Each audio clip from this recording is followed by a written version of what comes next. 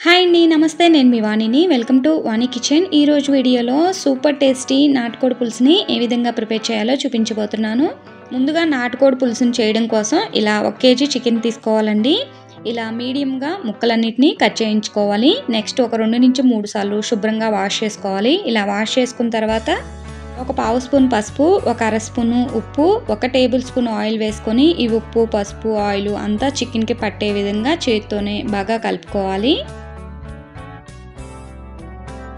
ఇలా చికెన్ మొత్తాన్ని బాగా కలిపిన తర్వాత ఈ బౌల్ని పక్కన పెట్టేసుకోండి. నెక్స్ట్ ఒక మిక్సీ జార్ తీసుకొని అందులోకి కొన్ని జీడిపప్పులను వేసుకొని మిక్సీ జార్ మూత పెట్టుకొని ఫస్ట్ ముందు పౌడర్ లాగా బ్లెండ్ చేసుకోండి. నెక్స్ట్ ఒక హాఫ్ గ్లాస్ వాటర్ని యాడ్ చేసుకొని మిక్సీ జార్ మూత పెట్టుకొని మళ్ళీ మెత్తగా బ్లెండ్ చేసుకోవాలి.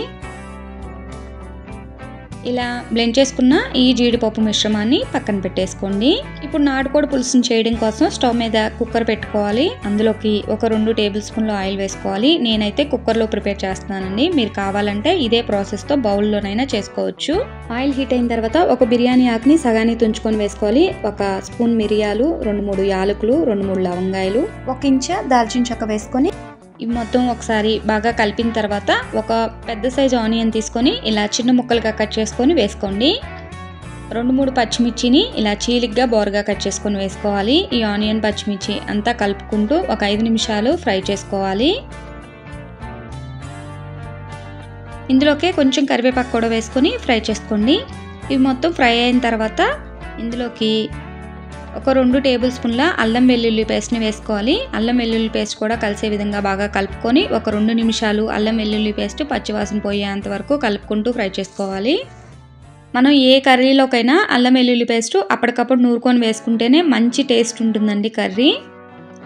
ఇలా ఒక 2 నిమిషాల తర్వాత మనం బ్లెండ్ చేసి పక్కన పెట్టుకున్న ఈ జీడిపప్పు మిశ్రమాన్ని కూడా వేసుకొని ఒక 2 నిమిషాలు కలుపుకోవాలి.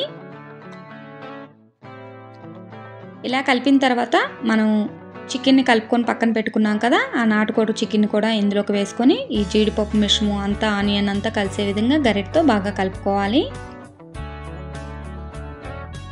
ఇలా మొత్తం కలిపిన తర్వాత కుక్కర్కి పైన విజిల్ తీసేసి రబ్బర్ కూడా తీసేసి మంటని మీడియం ఫ్లేమ్లో ఒక 15 మినిట్స్ కుక్ చేసుకోవాలి.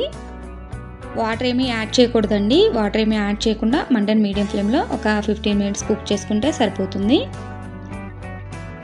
15 మినిట్స్ తర్వాత నాటుకోడి పులుసు ఒక 50% కుక్ అయి ఉంటుందండి.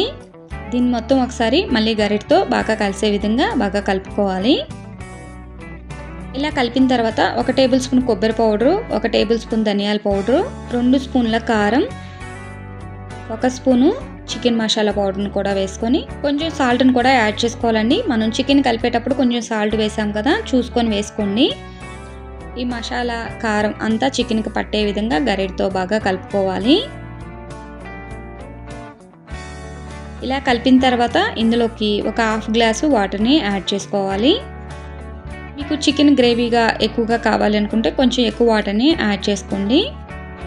ఇలా వాటర్ మొత్తాన్ని యాడ్ చేసుకున్న తర్వాత ఇది వాటర్ కలిసే విధంగా ఒకసారి గరిటతో బాగా కలుపుకొని కుక్కర్ మూత పెట్టుకొని మంటను మీడియం ఫ్లేమ్లోనే ఒక 3 విజిల్స్ రానివ్వాలి.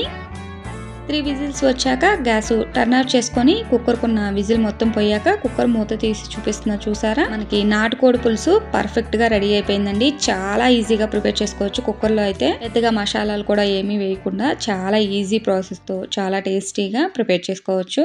ఒకసారి నాటుకోడి పులుసుని టేస్ట్ చూసి సాల్ట్ సరిపోతే మాత్రం అడ్జస్ట్ చేసుకోండి. తప్పకుండా మీరు కూడా ట్రై చేసి మీకు నచ్చితే మాత్రం ప్లీజ్ లైక్ చేయండి. మీ ఫ్రెండ్స్ అండ్ రిలేటివ్స్కి షేర్ చేయండి. నా ఛానల్ని ఫస్ట్ టైం చూస్తున్నట్టయితే ప్లీజ్ సబ్స్క్రైబ్ చేసుకోండి. Thank you for watching. మరొక మంచి వీడియోతో మళ్ళీ కలుద్దాం.